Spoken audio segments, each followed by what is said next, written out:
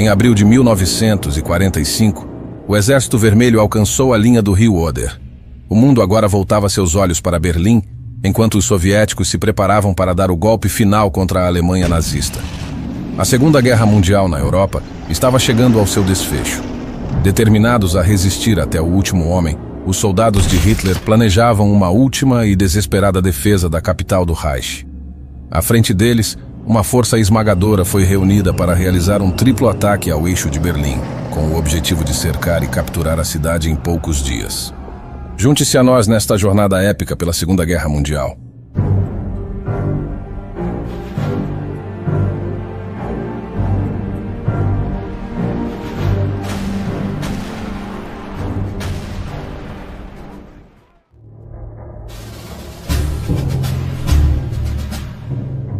A primeira frente bielorrussa de Zhukov estaria no centro do ataque, enquanto a primeira frente ucraniana, comandada pelo Marechal Ivan Konev, atacaria ao sul, avançando em direção a Potsdam e Dresden.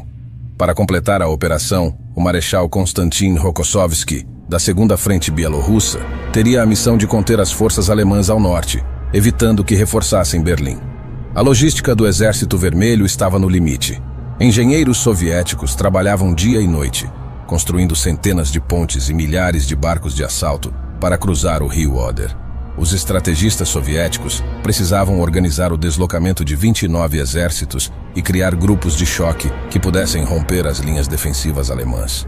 Quando tudo estivesse pronto, o Exército Vermelho marcharia sobre Berlim com uma força de 2,5 milhões de homens bem equipados, 6.250 tanques e canhões autopropulsados, além do apoio de 7.500 aeronaves.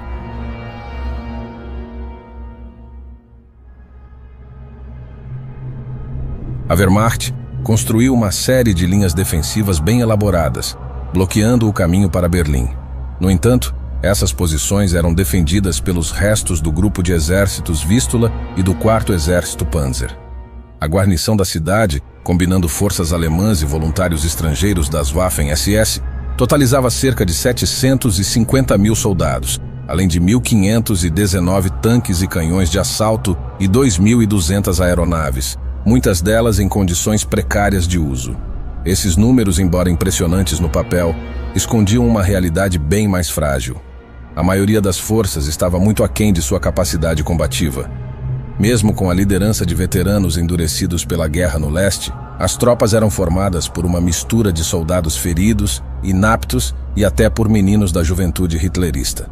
Além disso, cerca de 60 mil dos defensores vinham de batalhões da Volkssturm, uma milícia mal treinada e mal armada. A infantaria alemã também não poderia contar muito com seus recursos blindados e aéreos, já que era praticamente impossível manter os veículos operacionais com as escassas reservas de combustível sintético. Isso foi resultado direto dos bombardeios aliados sobre as fábricas alemãs. O moral das tropas continuava a despencar, com a maioria dos homens sofrendo de desnutrição, e poucos ainda acreditavam na promessa de uma vitória final. Mesmo assim, a propaganda nazista se esforçava ao máximo para convencer a população de que as tão esperadas Wunderwaffen, as armas maravilhosas de Hitler, iriam mudar o rumo da guerra. Durante toda a Batalha de Berlim, 3 enormes torres Flak desempenharam um papel crucial, com sua artilharia pesada dando suporte às forças terrestres. Essas torres eram majoritariamente controladas por jovens de 16 a 18 anos, que serviam como auxiliares da Luftwaffe.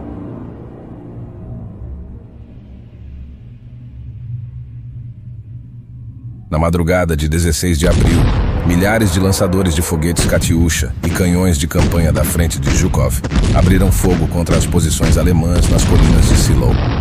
A quilômetros de distância, nos subúrbios orientais de Berlim, as casas tremiam enquanto os cidadãos aterrorizados ouviam o início da devastação que se aproximava. Ao mesmo tempo, os tanques pesados e as forças de elite de assalto soviéticas avançavam implacavelmente. A inteligência alemã, já ciente da ofensiva iminente, havia retirado muitas das tropas de primeira linha para posições mais seguras na retaguarda. O que se seguiu foi um verdadeiro massacre. As tropas soviéticas foram dizimadas enquanto tentavam cruzar as planícies alagadas e enfrentar os campos minados preparados pelos alemães. Preocupado, Zhukov ordenou que seus 2 exércitos de tanques atacassem imediatamente. No entanto, quando os blindados soviéticos finalmente se aproximaram das colinas de Seelow, foram emboscados por canhões de 88 milímetros, tanques Tiger I e uma infantaria alemã bem entrincheirada, armada com os letais Panzerfaust. O progresso foi quase nulo ao final do primeiro dia de combate. Levaria ainda mais 3 dias até que os exércitos soviéticos conseguissem romper a última linha defensiva alemã. Stalin, irritado com a demora, viu a frente de Konev no sul obter mais sucesso. Em 18 de abril, seus exércitos de tanques já haviam cruzado o rio Oder, avançando em direção à capital. Com poucos reforços e munições escassas, os defensores sobreviventes foram forçados a recuar em ambos os setores. Com as defesas alemãs desmanteladas no sul e no centro, e as tropas vitais no norte presas em combates pesados, o caminho para Berlim estava finalmente aberto.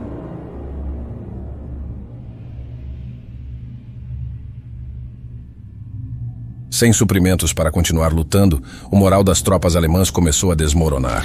Milhares de soldados cercados se renderam, enquanto desertores e refugiados se dirigiam em massa para a cidade condenada. No dia 20 de abril, o aniversário de Hitler foi interrompido por intensos bombardeios da artilharia soviética nos subúrbios ao nordeste de Berlim. Enquanto isso, Zhukov e os exércitos de tanques de Konev iniciaram uma corrida frenética para alcançar os arredores da capital. Ao mesmo tempo, desertores e civis acusados de covardia eram fuzilados sumariamente por toda a cidade. Na manhã seguinte, a artilharia soviética lançou outra barragem devastadora contra o centro de Berlim, enquanto os remanescentes do 56º Corpo Panzer, sob o comando do general Helmut Weidling, realizavam uma retirada desesperada em direção à capital. Os últimos defensores alemães tentaram, sem sucesso, impedir o avanço dos exércitos de Zhukov pelos flancos sudoeste e norte. Com as forças esgotadas, eles conseguiram apenas atrasar o inimigo. Naquela noite, as tropas de Zhukov e Konev alcançaram os limites da cidade. No desenrolar da batalha, o Führer alemão ainda acreditava que um contra-ataque massivo pelas forças exauridas do recém-criado exército de Steiner prenderia os invasores soviéticos dentro de Berlim. O plano de Hitler incluía uma manobra conjunta com o 9º Exército contra os flancos de Zhukov, semelhante ao movimento que aconteceu com os alemães em Stalingrado 2 anos antes. Contudo, quando ficou evidente no dia seguinte que o exército de Steiner não tinha homens nem munição suficientes para lançar qualquer ofensiva, o líder alemão admitiu pela primeira vez que tudo estava perdido. Em 16 de janeiro de 1945, ele se mudou para seu abrigo subterrâneo, o Führerbunker, acompanhado por sua equipe sênior, onde ficou até o fim. Apesar do fracasso de Steiner, Hitler nomeou o general Weidling como comandante do setor defensivo de Berlim, que contava com apenas 45 mil homens da Wehrmacht e da Waffen-SS, outros 40 mil da Volkssturm e 60 tanques praticamente sem combustível, enquanto cerca de 1.500.000 soldados soviéticos cercavam a cidade. Além disso, Hitler colocou o SS Brigadeführer Wilhelm Mohnke como comandante de batalha à frente do Distrito Governamental Central, incluindo a chancelaria do Reich e o Führerbunker, com pouco mais de 2.000 homens sob seu comando para a defesa final.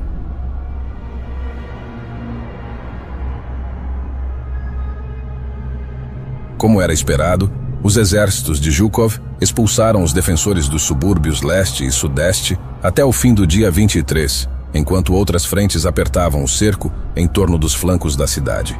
Os combates se intensificaram no sudeste, onde 330 voluntários franceses, comandados pelo SS Brigadeführer Gustav Krukenberg, formaram o batalhão de assalto Charlemagne e se juntaram à 11ª Divisão Panzergrenadier SS Nordland. A chegada dos franceses reforçou a divisão, cujos regimentos da Noruega e Dinamarca já haviam sido dizimados. Com a derrota inevitável se aproximando, muitos defensores começaram a se render, enquanto outros continuaram a lutar de forma fanática com ataques isolados. No sudeste, após intensos combates, os soviéticos capturaram a sede da Gestapo na Prinz Albrechtstraße, mas logo foram repelidos por um contra-ataque da Waffen-SS. Quando a divisão Nordland recuou em direção a Hermannplatz, os franceses da Waffen-SS, liderados por Henri-Joseph Fenet, junto com 100 membros da juventude hitlerista, destruíram 14 tanques soviéticos. Na tarde daquele dia, As 2 últimas cruzes de cavaleiro do Terceiro Reich foram entregues a Eugène Vallot, que havia destruído 8 tanques pessoalmente, e a Friedrich Herzig, ambos da Waffen-SS.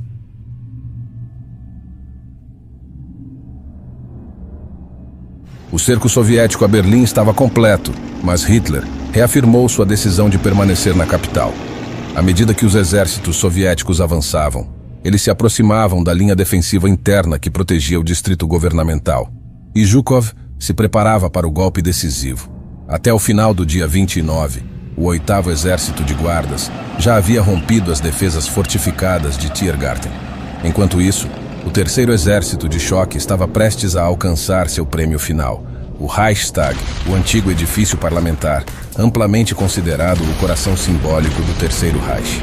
Capturá-lo seria o auge de todo o esforço de guerra soviético. Em uma estranha ironia, a defesa desse último símbolo do Reich ficou em grande parte nas mãos de combatentes estrangeiros da SS, especialmente os da divisão francesa Charlemagne.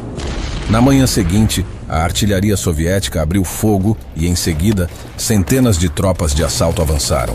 Após um intenso tiroteio, os homens do Exército Vermelho alcançaram a entrada principal do Reichstag, iniciando um combate brutal corpo a corpo contra as unidades da SS dentro do edifício.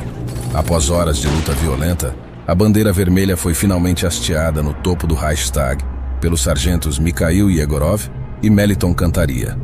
Os dias do Terceiro Reich chegavam ao fim. No desenrolar desse momento histórico, um evento ainda mais significativo ocorria a apenas 1 quilômetro de distância. Com as tropas soviéticas cada vez mais próximas de seu abrigo subterrâneo, Hitler sabia que o fim havia chegado. Após autorizar o general Weidling a tentar uma fuga tardia, ele começou a se despedir de seus apoiadores mais próximos, envenenou seu cachorro Blonde e, em seguida, retirou-se para sua sala, onde tirou sua própria vida ao lado de sua esposa, Eva Braun. Mas a morte de Hitler não pôs fim imediato à luta. O novo chanceler, Joseph Goebbels, rejeitou a demanda de Stalin por uma rendição incondicional da guarnição alemã. Isso levou o Exército Vermelho a intensificar os ataques, explodindo as últimas posições defensivas até que a resistência foi reduzida a poucos bolsões isolados. Depois de Goebbels dar fim à própria vida naquela noite, o caminho para a paz em Berlim finalmente se abriu. Às 6 horas da manhã de 2 de maio, o general Weidling ordenou oficialmente que suas tropas depusessem as armas.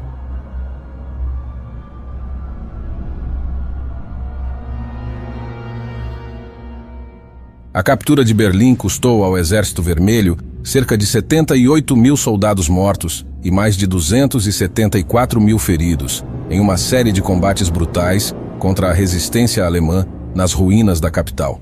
Do lado alemão, as perdas foram igualmente devastadoras, com cerca de 100 mil mortos, mais de 200 mil feridos e 480 mil prisioneiros. Embora algumas forças alemãs continuassem a lutar por mais alguns dias, a guerra na Europa efetivamente chegava ao fim. Se você gostou desta história, curta e compartilhe este vídeo. E não se esqueça de inscrever-se no canal Lado B da História.